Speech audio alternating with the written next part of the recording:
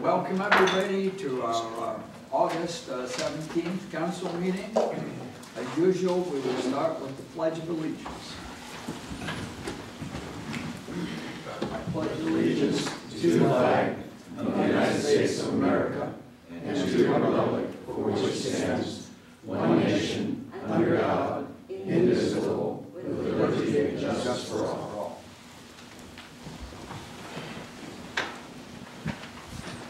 Can I have the roll call, please, Teresa?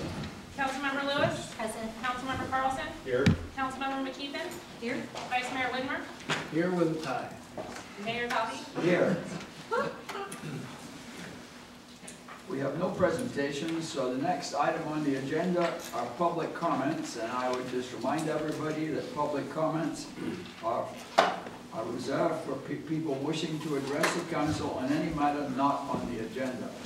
That is within the jurisdiction of the City Council. The speaker's time is limited to 3 minutes. Do I have any public comments? Good evening. I'm William Greenlee of Laurel Avenue in Atherton. I'd like to give you an update on the last month's events regarding high-speed rail. Probably you all are even more familiar than I am that court case in which Atherton was a legal and lead plaintiff was heard last week, but we don't really expect a decision on that for some weeks or so on. Secondly, the California High-Speed Rail Authority submitted its project-level environmental impact report last week. It will be accepting comments. I think they tried to narrow it to 30 days. I'm not sure they got away with that, and maybe 45 is the standard. Amazing construction costs went up from $5.9 billion to 10 to 14 billion. Okay, which if they had revenue, yeah, they didn't care if there's somebody like to get the real money. In Washington, it's a trillion. Now, be very careful when you quote that number, because what they have done is, and I can do it best on the blackboard, is they have filed an EIR. Let's call this Bakersfield and this Merced, and that's 180 miles. And what they're trying to do is get a blanket of permission to build in that corridor, okay? Lo and behold, they have 3.2 billion from the feds, about 2.5, let's call it 6, just to be happy with them, that they can build. Now here's the irony. You can start in Bakersfield with $6 billion, and you can get almost to Fresno at 66 million a mile, okay? Or you can start in Merced and get past Fresno, which is roughly, not much fast, but much faster, and get towards Bakersfield. So they don't have the money to do the whole corridor. I'm sorry. All right, you Yeah, thank you. All right, so it's a bit ironical, but it's part of a plan to get legal permission to do what they call phased implementation, meaning let us drag our jobs out for the next 20 years on the public trust. The press of this state, and by and large the nation, has largely turned against this project. That is an astounding 180-degree turn from a year ago. Perhaps as part of that, the Ogilvy Public Relations Group resigned from their commission. The rumor is that they were about to be tossed out the door. They had a $9 million contract with the California High-Speed Rail Authority. They have spent in the order of $2.5 to $2.6 million.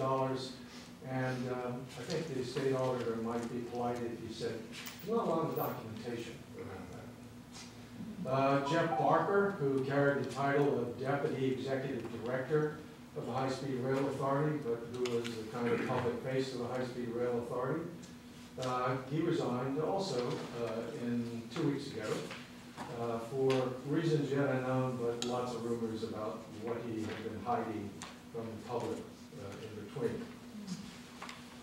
One bit of news is I received a copy of a letter, source not to be named, from the Director General of the International Union of Railroads. That letter referred to a letter from the Chief Executive of the High-Speed Rail Authority, Van Ark, saying that a recent report says that all high-speed rail systems in the world require subsidies. The Director General said that is a biased and uninformed opinion. And then he proceeded to prove every point I have ever did, that all national governments in the world pay the capital cost of building and equipping these systems, and then they all subsidize the operations, more or less. They shuffle the money around between shells, but they indeed do subsidize both the capital costs and operations. Well, I want to say thank you, Director General, for proving my points, and you're going to get an autographed copy of our September revised report, like the one of last September, but October, but updates all the issues. We'll put that out in September. In the intervening month, my colleague Bill Warren and I have been yet again twice to Sacramento.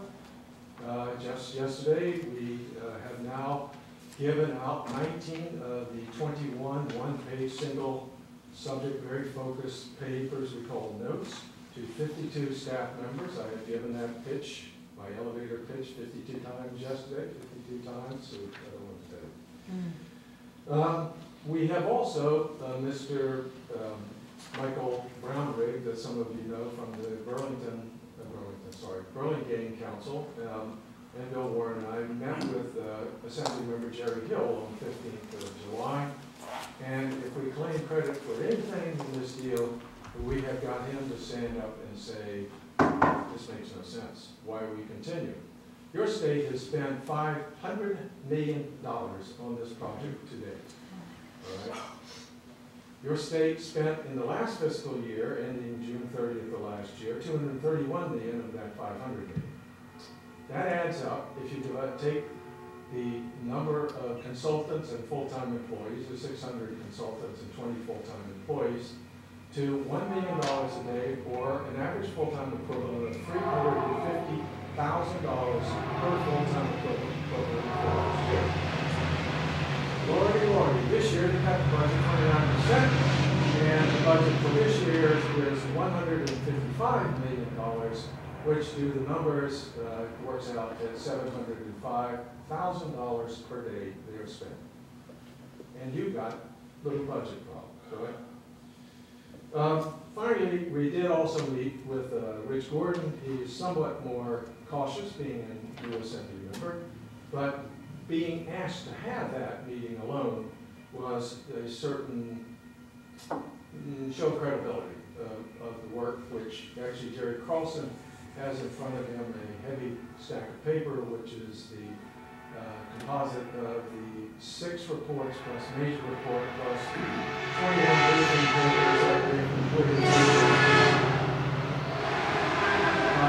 Do you think we could close that door? I think everybody is And finally, just today, we have confirmation that at 1:30 next Wednesday, we have a face-to-face with Senator Alan Lowenthal, who is a key on this. Thanks very much. Thank you. Thank you, William, for all of the effort you're putting into this. This is wonderful. Thank you. Are there any other public comments? It's hard to Seeing follow none? that up with anything significant. So it's hard to follow that up with anything Yes. significant, don't you think? Seeing that, I will now come back to item number 5, which is the report out of closed session.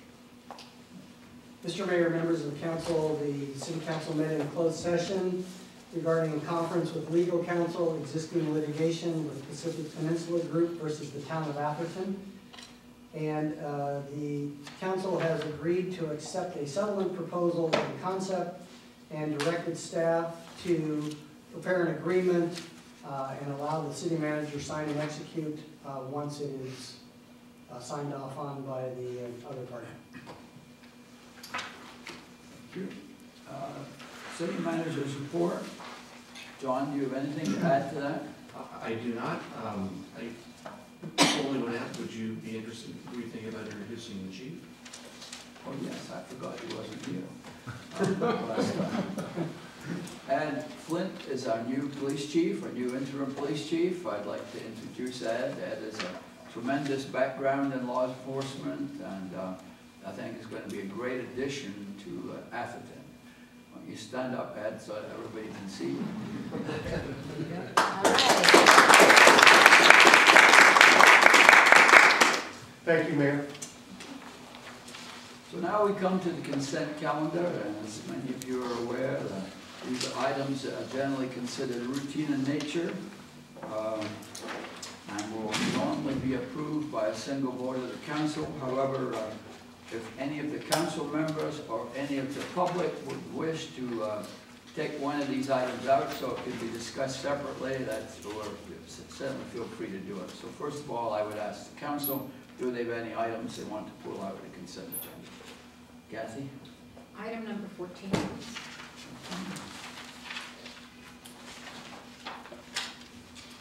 Bill? I'd like to discuss item number 19. Elizabeth? I have a question on item number 17. Okay. Jerry? Just a brief explanation of item 18. 18, okay. Do we have any of the public that would like to take any item out of the agenda for further discussion? Okay, I have a comment on item number 10, and I would just like to probably get it out of the way. I'd like to say that we've made great progress this year reducing our legal expenses, in large part due to the excellent work of our new city attorney, Bill Connors. But now is the time to examine other expenses, and the item that's hit me many times is our planning expenses have not received much attention, but I want to be sure that they are competitively priced. So I'm asking you, John, before our next council meeting, to review these and determine whether they are. Okay? Okay, well, with the absence of items number 17, 18, 14, and 19, can I have a motion to approve the consent agenda? So moved. Second. All in favor? Aye. All opposed? So, the regular agenda is item number 20. Adopt a resolution designating a voting delegate up to 2 alternates to the League of California Cities annual conference. Any discussion on that by the council?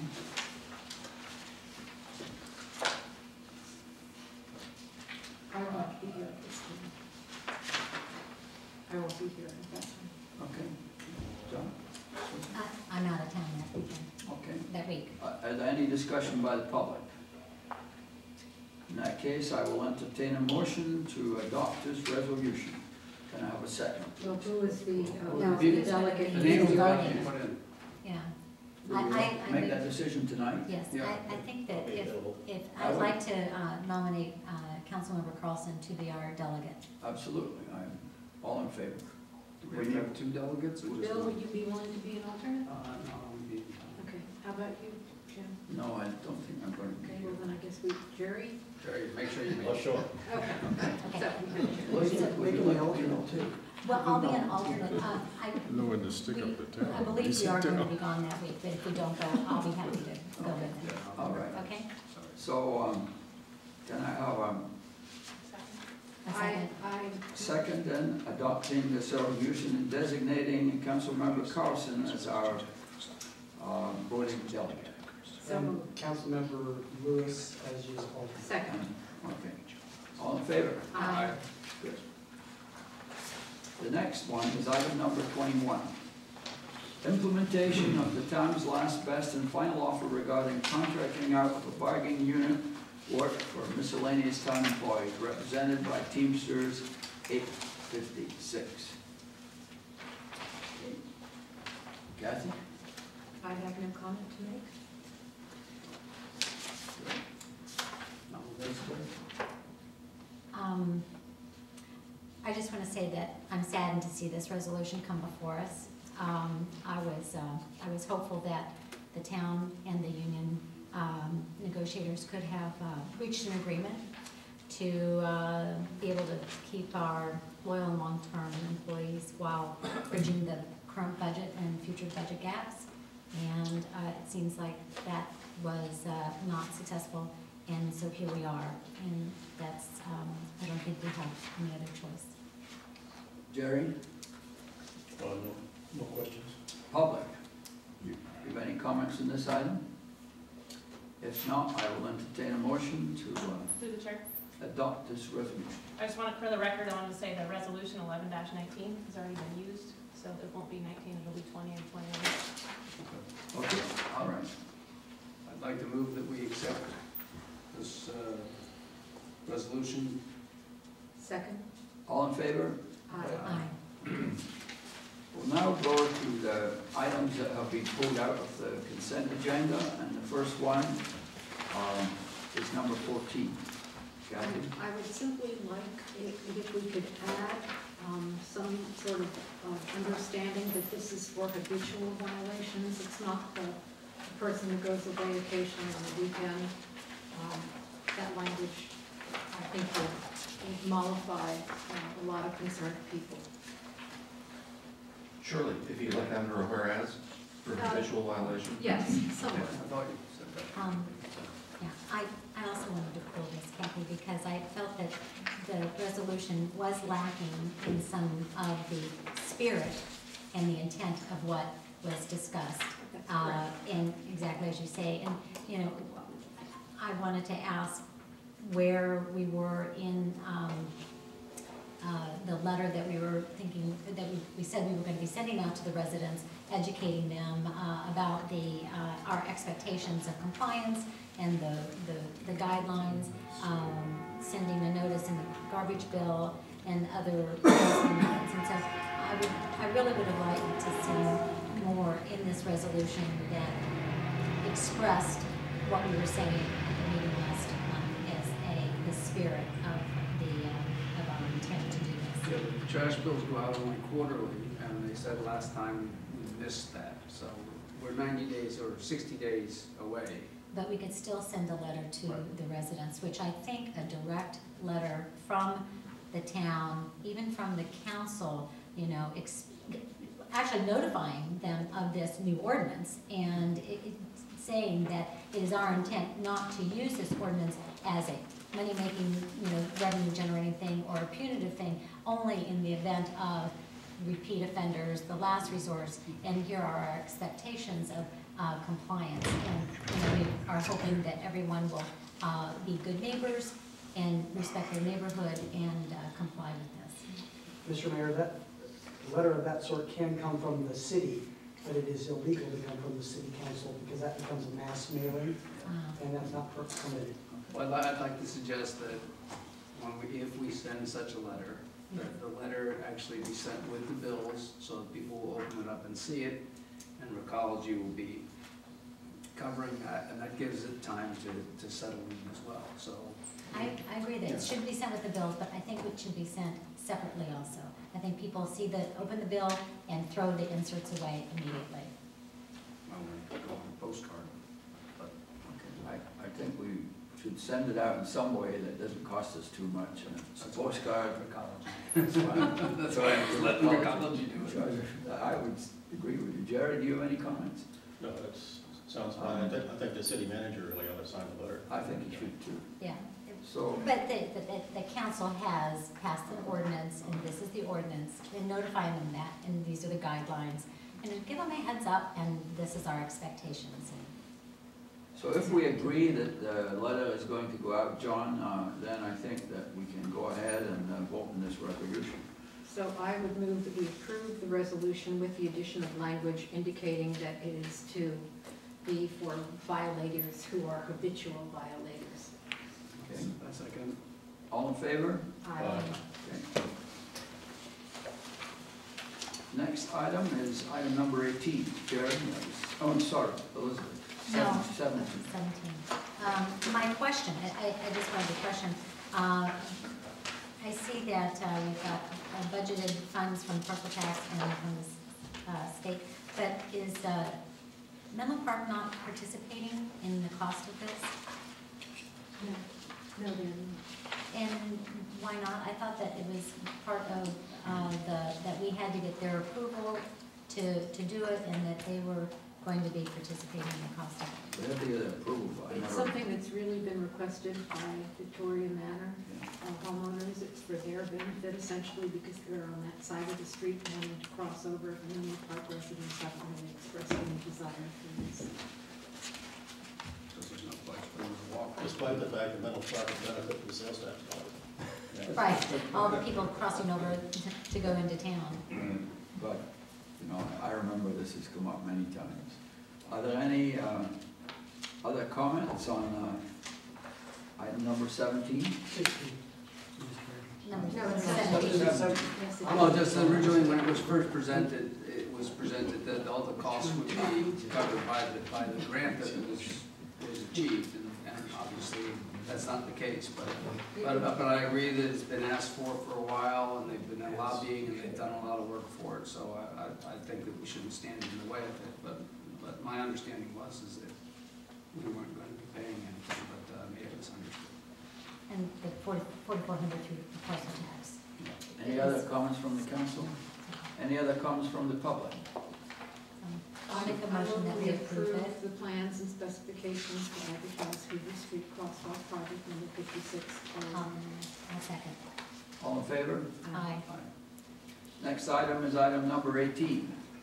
Yeah, I asked that this, just for a brief comment, that you got a second letter that was handed to you by the clerk before the meeting. That the shortened version, it says basically the same thing as the longer letter, but one of our committee members was kind enough to go through and do some editing and so forth. So I recommend adoption of the letter that was handed out to you. It's for the purpose of getting quad gates on Watkins Avenue. I think we're all in favor of it, provided Caltrain pays for it. Well, somebody. Not us. No, it's not, we're trying to get TA fund. Well, Caltrain has to go to the TA with a list of capital projects. And we pay money into the TA fund through our what is it? Measure A, I think it is. And so this is a, way for us to get some tax dollars back into Atherton. Yeah. With that money mechanism. Okay. Any other comments on this item? Seeing none, any from the public? Okay, can I have a motion? I move adoption. Second. All in favor? Aye. 19, Bill? Okay, so, first off, I have no issue with the award as such. I would like a little bit more insight, if possible, into the evaluation criteria the team was charged for, how the people were picked that were on the committee. They all look very qualified. Didn't seem to be a whole lot of representation from the town other than the one individual that, I won't mention his name. And then what criteria, how the whole thing ended up getting scored. You said that there were 4, and then at the end, what was the discriminator? Is it possible that we could get that insight? I've personally, John, as you know, I've read the proposals, and I think that the selected firm has got a lot of great experience, and has actually done this before for big cities, and so, I think that they're eminently qualified for doing it. But if we could have had a little bit more insight into how they were charged, how the team was charged to move forward, and things like that, it would make it a little bit clearer and kind of be a clear conscience that we want to endorse the contract. John? So, Go ahead. Vice Mayor and council members, would you like a sort of a verbal overview of what happened, or? Yeah, I don't want to hold it up, it's to say wait and come back to us, but if you just kind of talk us through, I think that would be helpful. Sure, I'd be happy to. The intent of the selection process was, one, to exclude senior staff from having any kind of a vote in it. We wanted to be very transparent in picking experts from other communities around it that all have had some form of experience in outsourcing, whether it was the building department or the planning department or whatever. So we pretty carefully looked around, the city clerk and I contacted a lot of folks to see who was also available on those days. Step one of the process is we put together a matrix based on a commonality that was in all of the proposals they've been asked to respond to. Who are the experts who are going to be on site, not just the salespeople, but who's going to be here? What was their criteria? What was their credentials? What kind of experience did they seem to have? And a whole gamut, a sense of awareness of customer service, a sense of awareness of their understanding of how this department worked, which is, there's subtle variances in there. Then we sent all of the proposals, not all of them, we didn't exclude any of them, to the folks who had agreed to do the interview process and asked them to do a pre-screening.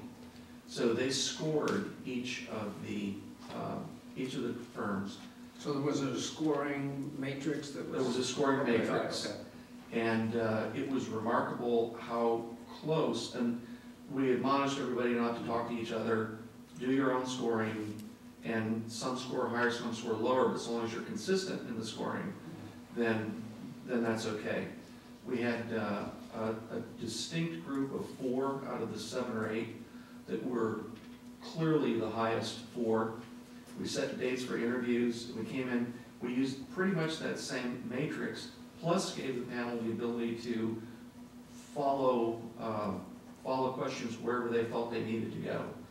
And that's why we had one local prominent builder who is in the building department all the time, giving feedback from a personal use perspective, a planning director from another community that I believe he was one of the firms that was in the mix, and came back in, debriefed with the group after they had finished. One of the firms was decidedly not in the top tier, so we came down to 3 firms.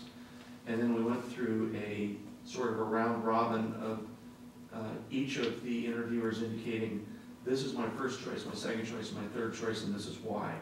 And then had each other hear what the recommendations were.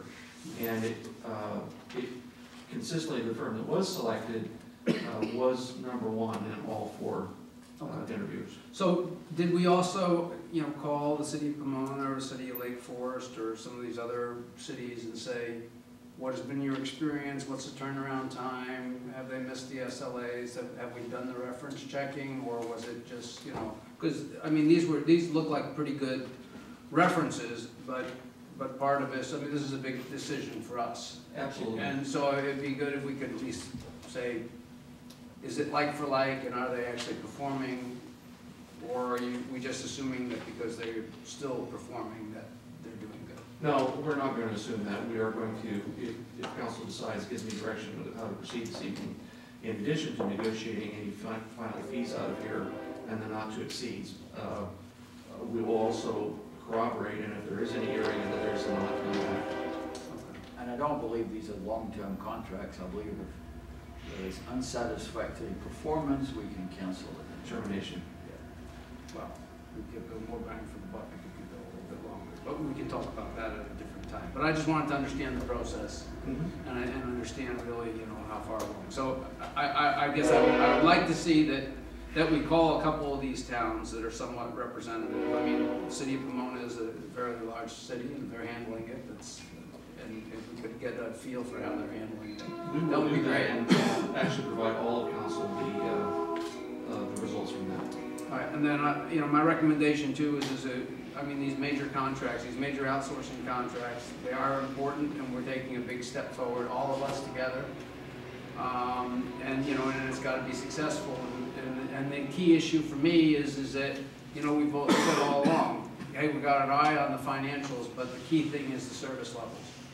And so, I would hope that as we go through additional larger contracts or large contracts, that it might be worthwhile to have a member of council, with expertise in that area. So like in this case, maybe Elizabeth, who has some real estate knowledge, might have been able to participate in this committee. I think we should have at least been offered the opportunity. That's my thought. Any other comments? That's it. Thank you very much. Elizabeth? Yes. So my concern in choosing a firm, an outsourcing firm, is that when we make this change, that we structure a system that delivers excellent and timely service to our residents, as Mayor Widmer said, within a structure that we can afford. My question is about the not to exceed 58%. How is that determined, 58% of a building permit fee, that they're gonna retain that amount and we get 42%? And then what happens at 42%? That pays for our overhead? How is all that calculated? I don't know how that was determined. How the building fees How the themselves fee- were determined? No, the percentage for the. That was part of the, each firm had an opportunity to make a proposal. Mhm. Some firms that we actually didn't go with in the lower tiers were straight hourly with no overhead caps. Mhm. Others went with a hybrid mix, and some went with a straight percentage of fees collected, so that it minimizes our exposure to whether it's a busy season or a slow season. It's their responsibility to provide staffing. Mhm. So we'll never exceed more money than we take in. Right, because it's my understanding that building departments have to just pay for themselves. I mean, it's not a money-making, revenue-generating source for general operating funds. Am I wrong? Is that? No, am I that's correct, correct but in that? So, we also, of course, as you remember from many of our discussion, we pay a certain percentage of the building department because that was considered to be an administrative cost, so it's, I think, 79%, something like that. Jerry? John, did you establish with your group of four, or your experts and so forth, did you talk about performance criteria, measurement criteria? Oh, absolutely, and it's even contained within the proposals. Turnaround days, there are strict standards that have to be adhered to. And it's also, as we, in the fine details of negotiating this, will further refine what the performance expectations are. And at this point, they just have to be abided by. We have to. Do you have the mechanism for measuring performance against these objectives?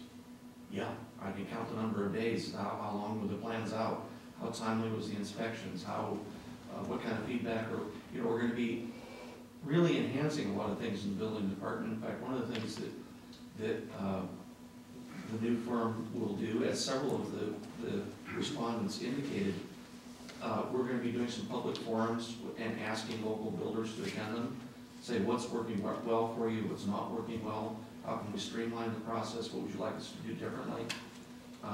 And we will have measurable criteria to measure against. And I think that should be underscored when it's reported to the public, is that something that we've never, ever had before. Measurable criteria that is reportable.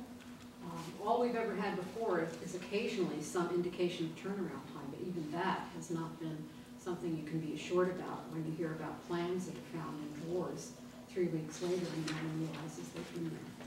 So that's not going to be happening anymore. Are there any public comments in this item? Seeing none, I would entertain a motion to approve the building department outsourcing agreement. I just had one more question. I'm so sorry. I didn't turn my page. The fiscal impact, it says that there's going to be additional cost incurred for Interwest to take over the building projects that are incomplete. Is there a number put on that? Do we have any idea of how much that additional cost is going to be? I mean, Well, that's part of a negotiation, is that the way that we've taken plans in the past, some of this work has been around for some time. Some of our problematic issues were probably way in the red on. We're doing inspection after re-inspection after re-inspection. One of the things that I want a no surprise set of criteria is that if we have to pay over and beyond the normal scope of work, for instance, if we wanted to do a seismic review of something that had nothing to do with anything that's taking money in, I'd like to know how much that structural engineer is going to cost on an hourly basis. So that's something we would add into it, that if we needed to add additional, and if there are other transitional costs of for whatever, I mean, I need to know what hourly rates are, or fixed costs are, or what it's going to cost in the end. And I think that is something that you negotiate in a transition. One more question? Could I have one question? John, in your city manager report, you talk about the number of construction projects that exceeded term limits and some permits that are past expired. How are you going to handle these with going forward? And have you talked to the people about that, or what's your plan? Is that part of this? It ties in. Dennis is doing a fantastic job right now in going back and sorting through all of them to see whether or not they're inconsequential, consequential, what do we need to do with it. And those are some of the things we're going to need to figure out. And we'll have to hand the baton off to it and see how those are categorized, what the cost might be associated with it. Maybe there's no cost. But we are going to have to take a look at it. So do you see a ragged edge of the things that Dennis's firm is doing now, and then when Interwest takes over, or do you see kind of a straight line or a hybrid? Probably a hybrid. Dennis has done such a fantastic job. I think that the handoff will be smooth. I think that we're going to have to be prepared, though, for unknown costs to account for those, and we better know what it's going to cost us to correct it, Right. and give us some options of what we want to do. Good. And I will volunteer council members to assist in this process, John, as you require them, and especially Bill, who's done a lot of this work. I think if he can help in any possible way, I'm sure he'd be more than willing to help. Yep. But we also might have to develop a policy as to how we want to deal with. There are quite a number of expired permits. I mean, they may not just have had their finals, and although they're expired, they just haven't been finalized. But if they're expired, and we don't want to continue to incur costs, and that's Elizabeth's question, without recouping something. So how do we deal with it? So maybe coming back to us in the form of a resolution as to how we deal with an additional fee, for example, as to how to deal with these expired permits that are outstanding, because there are quite a few I saw. Quite a large number. Yeah.